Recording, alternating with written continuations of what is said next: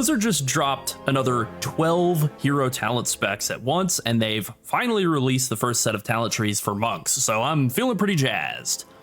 I'm going to look at the Shado-Pan monk tree first, but before I do, be sure to like and subscribe. Also, since Blizzard did just drop 12 talent trees at once, this seems like a pretty clear indication that they are ramping up to release the War Within Alpha within the next month. I have pulled up the WoW 2024 roadmap, and as we can see here, the War Within Alpha is sort of notched right in here, nestled right in here between patch 10.2.6 and Season 4. We know that patch 10.2.6 is coming next week, and Season 4 is coming several weeks after that. So realistically, that means that if several means 5, then the War Within Alpha might be 3 weeks away. All right, now before we get into this tree, I foresee a few major problems with it. First off, it adds functionally 0 utility, and the reason Brewmaster and Windwalker monks aren't in great shape right now is because they provide 0 unique group utility. Their throughput isn't perfect. I mean, the fact of the matter is that damage can be a type of utility. If you bring no utility and you just blow the brakes off of all the mobs' health pools, that also counts.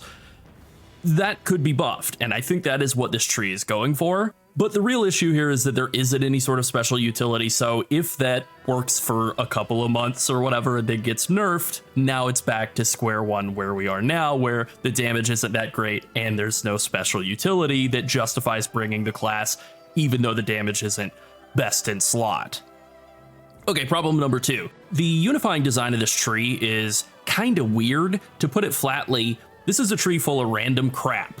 That doesn't make it bad. I actually think it's pretty good. I think the tree here is really interesting for Mythic Plus, but it is very much a just throw everything at the wall and see what sticks kind of design. And third, this tree adds 2 new buffs to monitor. One scales with damage output, so it rapidly accelerates during AoE or burst damage windows, and the other is dictated entirely by spending energy, which mostly remains constant throughout your rotation, but can be controlled by your play. And the core of the intended design is to balance those 2 buffs around each other, which is a little weird.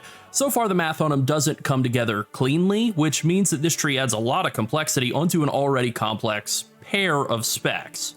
Okay, with all of that being said, let's get into the Shado-Pan talent tree, and let's just start with the top talent here. Overwhelming Flurry makes it so that dealing damage equal to your maximum health grants a flurry charge. This is a bit of a strange design because it means that increasing your maximum health, getting Power Word Fortitude, using Fortifying Brew, is a DPS loss. That's strange. For each 400 energy you spend, you unleash all flurry charges as flurry strikes, dealing physical damage per charge. Now, this isn't written anywhere, but I'm intuiting it from other talents elsewhere that if you had, say, 10 flurry charges when you trigger flurry strikes, it will hit 10 times and count as 10 different flurry strike casts. That seems to be how it interacts with all of the other talents, because the initial read on this was not great. At least not when I was thinking that each flurry strikes cast would count as 1, but then once I sort of realized that every time it eats one of those flurry charges, it counts as a hit for every charge, then it made a lot of the other talents in this tree make more sense. Okay, over on the left-hand side, we have Pride of Pandaria, which just gives all those flurry strikes a 15% extra chance to crit.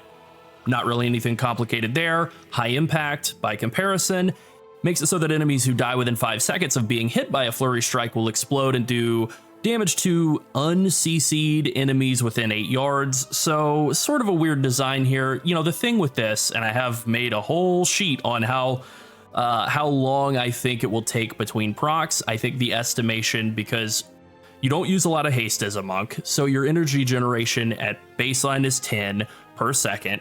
That's about all you generate. You really don't want a lot of haste. You maybe could get up to like 11 haste a second, but still, we're talking 38 to 40 seconds per flurry strike.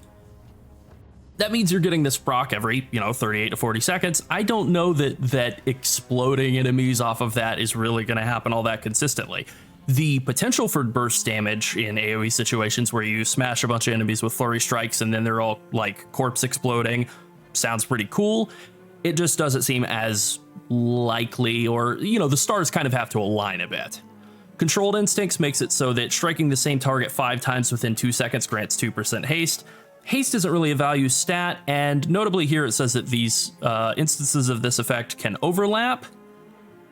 stacking up to 10 times, but not like refresh the duration. It also doesn't say how long it lasts, just striking them 5 times within 2 seconds. Spinning Crane Kick does that. Rushing Jade Wind probably does that. Rushing Jade Wind usually counts as a hit effect rather than a damage over time effect. So if this works with Rushing Jade Wind, this basically will trigger constantly, like every 2 seconds, you're going to hit an enemy 6 times with Rushing Jade Wind. So this will be up in perpetuity, but we don't know how long it is because they didn't bother to say how long it is. So it may only be like 1 stack at a time. 2% haste. Who cares? Even if it were guaranteed to be up all the time, right? 10 stacks, 20% haste. I guess that would be enough of a stat budget for it to be okay, but really haste is just such a low value stat for Brewmaster and Windwalker that I think you would actually need to have about 15 or 20% haste up all the time to really notice this, and I don't think it seems like that would happen. But truly, you're just guessing at how long the effect is. Martial Precision. Attacks penetrate 10% of the target's armor. This is one of those things that sounds kind of cool until you think about armor for a little bit in WoW. Armor in WoW scales logarithmically, which basically just means the more of it you get, the less good it is. And so that the opposite of that is also true. When you're penetrating through armor, the more of it you have, the better it is. Well, 10% is about the least amount you could have. So this doesn't really seem like it's going to do much at all. For one, there's a lot of damage that you deal with like a Windwalker that is not physical damage. So that's already all 100% for penetrating armor. It's not being mitigated by armor. So this will only affect physical damage. For Brewmaster Monk, a fairly large amount of your damage is physical, but this isn't going to increase it by even 10%. It's going to be probably less than 5, depending on the enemy type you're fighting, like 3% more damage on physical damage only. So I don't think this seems all that great, really. And it's just kind of a weird stat. Like it could just say do 2% more damage, and that would have the same impact, and that would be boring, even if it's okay. Protect and Serve makes it so that your Vivify always heals you for an additional 30% of its total value. So this is the sort of implying that you would cast Vivify onto somebody else and then still heal yourself. Or you could cast Vivify onto yourself and get 30% more self-healing. This seems to me like a dead talent in PvE. I know that some Windwalkers will run this talent here, Vivacious Vivification, and then also improve Vivify to be able to throw a quick instant basically an instant powerful self-heal in case of an emergency. I don't like the idea of actually self-casting Vivify. I certainly would never do this as Brewmaster. In PvP though, I definitely see this being useful, like probably game-changing, but I don't care about that, so that's not a priority for me. Not really anything I would evaluate as being useful in PvE. Now, Lead from the Front makes it so that Chi Burst, Chi Wave, and Expel Harm leech 20% of the damage they deal. They aren't very high damage dealing spells. I think if they leached like 100%, I might go, okay, but at 20%, it's really not a lot of damage, so it's really not going to add up to very much healing. So I think both of these talents are kind of duds. They're there for utility, but it's just sort of a teeny tiny trickle of self-healing that really doesn't do much for me.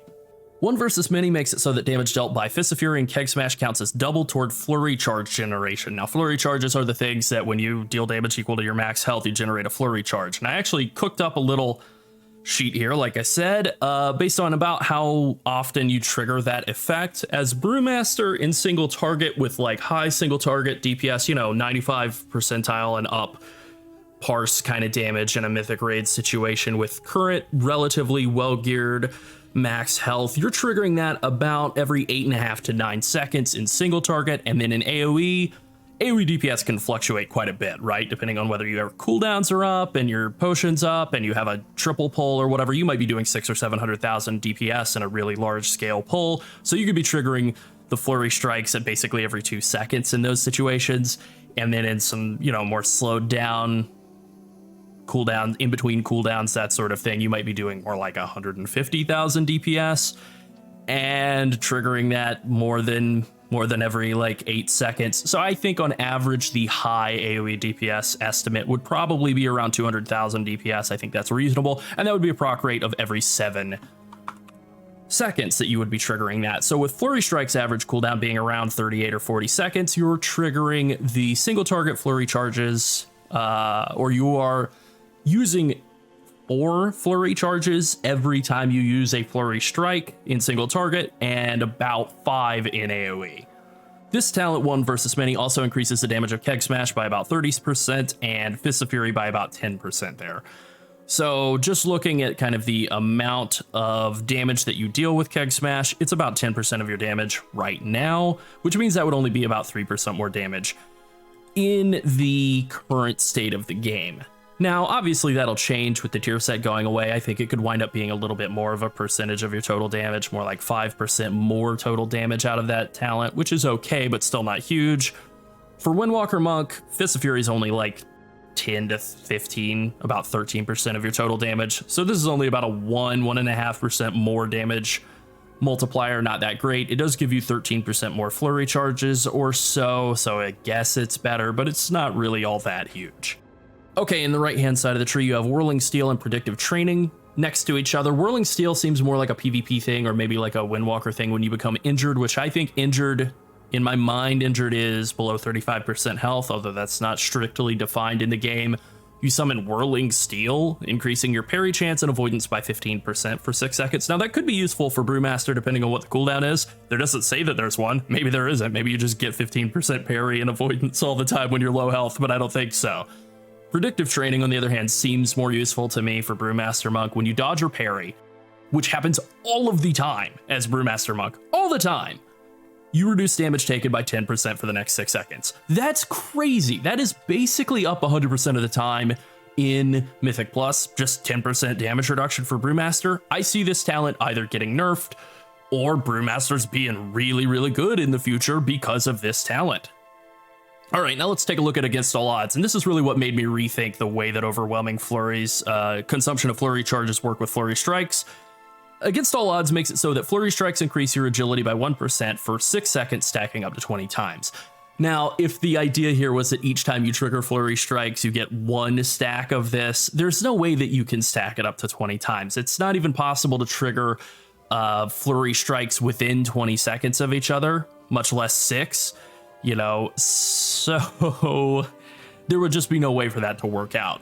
But since I think that clearly this works by, like, each time you consume one of the flurry charges, that counts as using a flurry strike. This means that you're able to stack up to 20 stacks each time you've used those flurry charges up. Now, realistically, I think that you're probably only going to be triggering maybe 5 to, at most, in a burst damage situation, maybe like 10 or 12 flurry charges, but still 10% more agility as you're blowing through a pack of enemies is like about a 10% damage increase, which is pretty good. Efficient Training is quite a lot easier to understand. Energy spenders deal an additional 15% more damage. This means Keg Smash, Spinning Crane Kick, Tiger Palm, and Expel Harm for Brewmaster, and Tiger Palm and Expel Harm for Windwalker. It's kind of crazy. I really thought they had more energy spenders, but I guess they don't. 15% more Tiger Palm for Windwalker Monk doesn't seem so great, but getting cooldown reduction for every 50 energy you spend is pretty decent. So I mathed that out as well, and we have that down here in this section. 1 second of cooldown reduction every 50 energy basically means 6 seconds of cooldown reduction every 5 real seconds, because you're generating 10 energy a second on average. So yeah, every 5 seconds, you're getting about 6 seconds of cooldown reduction. So for Serenity, just on the base cooldown, it is 90 seconds. With Efficient Training, that brings it down to 72. Same deal for Storm, Earth, and Fire. Now, if you're playing Windwalker, you might take Spiritual Focus if you're using Storm, Earth, and Fire. It's the worst talent ever. If you're using Serenity, I really don't think you would want to use Storm, Earth, and Fire, because it only gives you 0.3 of a second of cooldown reduction every time you use 2 chi, but you know, maybe that could get your cooldown a little bit lower, like instead of 72 seconds with Efficient Training, maybe you're looking in the 60-second range, and maybe that does become justifiable. For Brewmaster Monk, on the other hand, this talent is awesome. So Weapons of Order's base cooldown is 2 minutes. It can go down to 100 seconds with Chi Surge and a 5 target proc in Chi Surge. And then with Efficient Training, that goes down even further to 80 seconds flat. That's pretty great. 80 seconds on Weapons of Order is really, really good. You know, Weapons of Order is a 30-second buff, and then you're able to maintain that debuff on enemies for like another 9 or 10 seconds or so after it has fallen off. So you're getting about 40 seconds of that damage debuff from Weapons of Order if you're extending it well, maintaining the full uptime on it, and then it only has an 80-second cooldown, so you're getting close to 50% uptime on it. Now, the first like handful of seconds while you're ramping up aren't at maximum value, but still, that's a lot of damage. So pretty good talent right here, and I actually think that this talent is the thing that ties the whole tree together and makes it a lot more interesting and powerful for Brewmaster than any of the other talents in the tree. What's interesting here is that I like Press the Advantage. I think it is a more fun playstyle than Weapons of Order. I think that pressing Weapons of Order and getting, you know, a burst damage cooldown is fine, but it's just simpler, less interesting. But that doesn't matter. With this only working with Weapons of Order and working so extremely well with Weapons of Order, it's a no-brainer. You run WoW, you skip PTA. PTA is completely dead unless there is some sort of incorporation of that into this talent, like giving extra Press the Advantage stacks when you consume energy, something along those lines. But as it currently stands, that's not the case, so it's WoW all the way, PTA is dead, and that's fine. Vigilant Watch makes Blackout Kick deal an extra 20% crit damage, so that just juices the value of crit as a DPS stat substantially, and it increases the damage of your next set of Flurry Strikes by 10%. It seems like that stacks, so as a Brewmaster Monk, you're hitting Blackout Kick on cooldown. That's going to add a ton of extra damage onto your Flurry Strikes. You know, you're hitting Blackout Kick basically every 4 seconds. If you're playing well, you're hitting it every 4 seconds, and you're triggering Flurry Strikes every 38 seconds. So you're going to get 9 or 10 Blackout Kick casts in between each Flurry Strike set. So you're going to have 9 or 10 stacks of that buff, unless it interacts with Shadowboxing Treads and you get procs of that off of each target hit and you're hitting 3 targets, then you might be getting more like 27 or 30 stacks of Vigilant Watch. Who knows? We'll see. And finally, we have Wisdom of the Wall. Every 10 Flurry Strikes become infused with a Wisdom of the Wall for 20 seconds. Now, again, this is why I'm confident that Flurry Strikes counts just each of the charges consumed as a separate Flurry Strike, because if that weren't the case, you would be going 400 seconds, so like 6 minutes in between proccing Wisdom of the Wall. There's just no way that that would be the case. Here's what Wisdom of the Wall does for those 20 seconds. 30% more crit damage, so crit as a stat just gets absolutely juiced to the moon here. Mastery is 25% more effective, so dodging like crazy, your combo strikes do a lot more damage as Windwalker. Versatility now affects your dodge and crit chance by 25% of its effect, so useful for Windwalker for damage, useful for Brewmaster for dodging, and useful for Brewmaster for damage and for getting more healing incoming from having more crit. And Flurry Strikes deal additional shadow damage to all uncontrolled enemies within 6 yards. Now, what's weird here is that this triggers after every 10 Flurry Strikes, so that would insinuate, right, that like it would trigger, okay, let's say you have 9 charges of Flurry Strikes consumed for Wisdom of the Wall, and then you have like 5 Flurry charges queued up, and then you trigger a Flurry Strike. You get Wisdom of the Wall on the first one, and then the next 4 Flurry Strikes presumably would hit uncontrolled enemies within 6 yards. I think that's how that would work. That's my thinking on how it would work, because otherwise, if it triggers after you finish the Flurry Strikes, you have 20 seconds where your Flurry Strikes will deal extra damage. But you're triggering Flurry Strikes every 38, 40 seconds. So if you just triggered them and then 20 seconds pass, you're still like 18 seconds away from triggering Flurry Strikes again. So I think that this has to work off of the first set of the Flurry Strikes that is, it's a very weird design. Clearly it is a confused design, and I think the fundamental issue with this tree is the 400 energy requirement makes this very long, weird gaps in between when you are able to spend enough energy to trigger Flurry Strikes. I think if it were tuned down to trigger like every 80 energy, and then everything were tuned accordingly to like do the right amount of stat budget and the right amount of damage to not just be completely overpowered based off of that, but the effects were triggering every 10, 12 seconds instead of every 40, I think that would be maybe a bit more interesting. of a design a little bit easier to wrap your head around, because I see this as being insanely bursty, insanely strong in the right situation when all the stars align, but potentially kind of underwhelming if you're not able to get everything to line up at the right time. All the ads die and then you trigger a flurry strike high impact thing on like the last dude, and now you have Wisdom of the Wall as you are walking to the next pack that's a 15-second walk away. That could really stink. But then there's a possibility that right at the start of a pull, you trigger that Wisdom of the Wall proc, and you have like 6 stacks of flurry charges on top of that are all getting buffed and doing AoE damage, doing extra damage. So I see some potential value here that could be really interesting and really good, but it seems very RNG. I think the positive takeaway here is the talents like Efficient Training, which gives very consistent cooldown reduction to really powerful cooldowns, and also just more damage on a like Keg Smash and Spinning Crane Kick, and then also 1 versus many. Getting more damage on a Keg Smash is really good. This is something I've been begging for a while. Getting 45% more damage on a Keg Smash is excellent. And then also getting more damage on Vigilant Watch and Predictive Training. I do think that this talent tree is really good for Brewmaster Monk. I have more concerns about it for Windwalker Monk, but for Brewmaster Monk, I think this talent tree is really good. I just don't know that the core design that it's built around is actually what's so great about it. All right, finally, I cooked up a little bit of math here just to kind of estimate what I think the Wisdom of the Wall proc uptime will be. In single target, it seems like it would be in the 15 to 20% range. Now, that may be an underestimate, and, you know, that's possible. But in AoE, it seems like it would be triggering basically every other time you trigger flurry strikes, which would be about every 75 to 80 seconds. So we're looking at about 25% uptime on this, which in AoE and Mythic Plus, having just like 25% uptime on 30% more crit damage, all this extra mastery and versatility value, I think that it's really going to make Brewmaster Monk, I mean, it makes Brewmaster Monk look like a front runner for Mythic Plus in the coming expansion, which is very interesting. They found a way to do that without just giving them a ton of healing off of their Keg Smash, and I love to see it. It's very creative. Even if I don't think every single aspect of it totally works together, I think it's very creative, so I'm pretty happy. All right, I think that covers it. Please be sure to like and subscribe, and thanks for watching. Bye.